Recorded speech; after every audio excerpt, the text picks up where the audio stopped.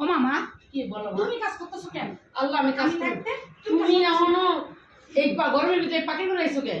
আমার মামা আমার খাবার জামা তুমি কাজ করতেছো আমি কাজ করি মা। আর তুমি নতুন বউ এখনো শাড়িটার ফেসটা খুলো নাই। কি হইছে? যাও যাও এই যে এসির ভিতরে বড় ড্রয়িং রুমে বসো। তোমার কাজ করো না, আমি আসি আমি তোমার কাজ করতে পারি রে বাবা।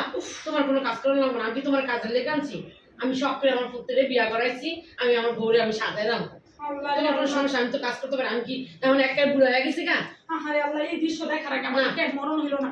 আমার শাশুড়ি মা কিন্তু আমার হাতে কোনো কাজ না না না তোমার কোনো কাজ করো না। তুমি কি লেগে মন খারাপ করো? যাও না, নতুন শাড়িটা অন্য খুলে না কামের লেগে আয়া পড়ছে আমার এমন।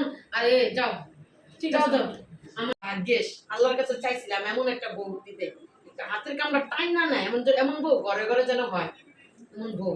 আমি অনেক খুশি আল্লাহর কাছে। মানে পুরো জাল হইতেছে। কি করতেছো? এই 12টা বাজে, ভাত বহাইতে হইব না? খাই সারাক্ষণ বউ বউ করতেই থাকে। যখন একটু মোবাইল নিই তখনই বউ বউ করতে যায়। কেন এতক্ষণ ধরে বউ বউ করলো না?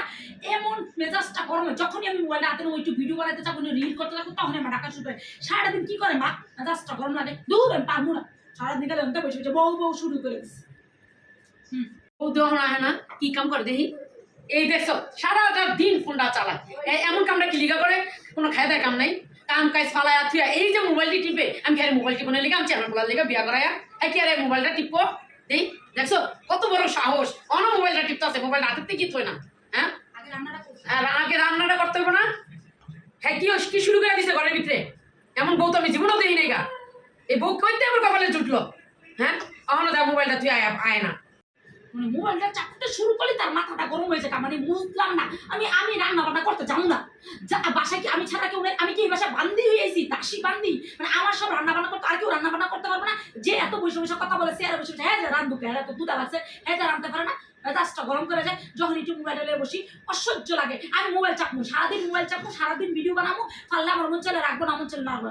ডিসকাস্টিং একটা বিষয়, একদম বেশি ডিসকাস্টিং করে ফেলে আমার।